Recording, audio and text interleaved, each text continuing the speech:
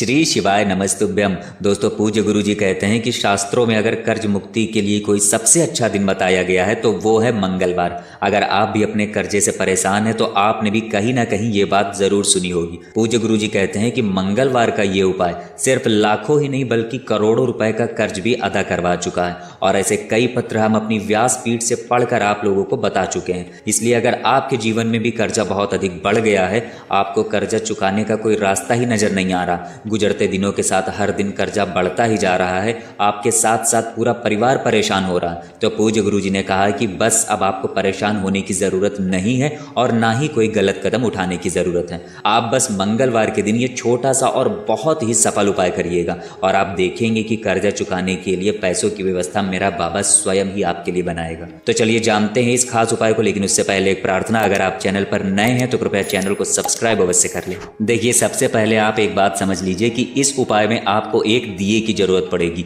ये दिया आप मिट्टी का भी इस्तेमाल कर सकते हैं और अगर आप दिया घर पर बनाना चाहते हैं तो आप घर पर आटे का दिया भी बना सकते हैं। लेकिन आटे का दिया बनाते समय आप लोगों को एक बात का विशेष ध्यान रखना है कि आटा शुद्ध होना चाहिए। कई बार ऐसा होता है कि लोग उसमें नमक या अन्य खाने वाली सामग्री डाल लेते हैं, तो ऐसा नहीं करना है आपको। आप शुद्ध आटा ही लेंगे। इसके बाद इस दीपक में आपको 4 बाती लगानी है, यानी आप जो भी दीपक बनाएंगे या खरीद कर लाएंगे वो चौमुखी दीपक ही खरीद कर लाएंगे। चूंकि आप मंगलवार के दिन इस उपाय को कर रहे हैं, इसलिए आपको इस दिए में रुई की बाती का प्रयोग नहीं करना है, बल्कि इस दिए में आपको मौली के धागे का प्रयोग करना है, क्योंकि मौली का धागा लाल रंग का होता है और आप सभी जानते हैं कि लाल रंग श्री हनुमान जी को अत्यधिक प्रिय होता है। अब जो लोग मौली नहीं समझ पा रहे हैं उनके लिए बता दूं कि जो कलावा हाथ में बांधा जाता है उसे ही मौली का धागा कहा जाता है और इसी मौली की 4 बाती आप अपने चौमुखी दिए में लगा लेंगे। अब बहुत से लोग समझते हैं कि ये चौमुखी दीपक चारों दिशाओं को दर्शाता है, तो आज जान लीजिए कि पूज्य गुरु जी ने कहा कि ये 4 बाती अर्थ, धर्म, काम, मोक्ष यानी 4 पुरुषार्थ को दर्शाती हैं। तो आज से आप लोग भी ये समझ गए होंगे कि ये सिर्फ दिशाओं को ही नहीं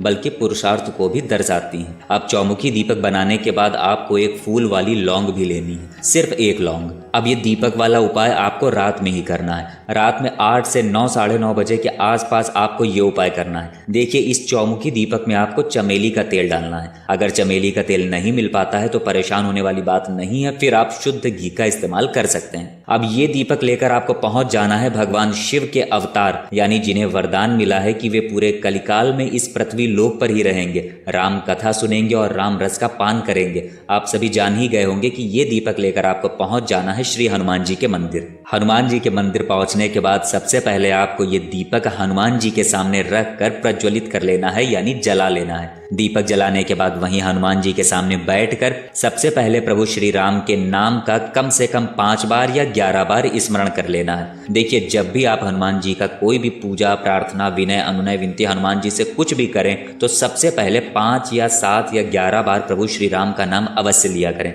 ऐसा करने से हनुमान जी बड़ी ही प्रसन्नता पूर्वक और बड़ी ही शीघ्रता से आपका वो काम कर देते हैं। तो प्रभु श्री राम का नाम लेने के बाद आपको हनुमान चालीसा का एक पाठ करना है। फिर इसके बाद जैसे शिव महापुराण का मूल मंत्र श्री शिवाय नमस्तुभ्यम है, वैसे ही श्री हनुमान जी का भी एक बहुत ही प्रिय मंत्र है, ओम हम हनुमते नमः। इस मंत्र को आप चाहें तो 21 बार या 51 बार या 108 बार, जितना भी आपके पास समय हो उतनी बार इस मंत्र का पाठ कर लें। और सबसे आखिर में जो आप एक फूल वाली लौंग ले गए हैं उसको इसी दीपक में डाल देंगे। फिर ये सब करने के बाद हनुमान जी से आप प्रार्थना करेंगे कि आपके जीवन में ये कर्जे की समस्या चल रही है, हे मेरे हनुमान जी मेरा वो कर्जा छुड़ाने की कृपा करें। पूज्य गुरु जी कहते हैं कि आपको 5 मंगलवार ये उपाय करना है, लेकिन आपको 2 ही मंगलवार से बाबा की कृपा से धन के रास्ते दिखने शुरू हो जाएंगे और आपका कर्जा धीरे धीरे समाप्त होना चालू हो जाएगा। तो दोस्तों, ये था पूज्य गुरु जी द्वारा बताया गया बहुत ही खास उपाय। अगर आप लोगों को जानकारी अच्छी लगी हो तो वीडियो लाइक करिएगा। मिलते हैं फिर एक नए वीडियो के साथ। श्री शिवाय नमस्तुभ्यम।